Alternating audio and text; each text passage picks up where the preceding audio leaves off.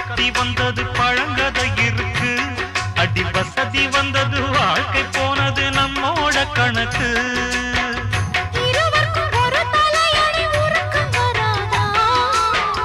இருக்கட்டும் இவனுக்கும் அந்த நினைப்பு வராதா? உடல் மறந்து சுகம் மறந்து உறவாடும் நேரம் வராதா?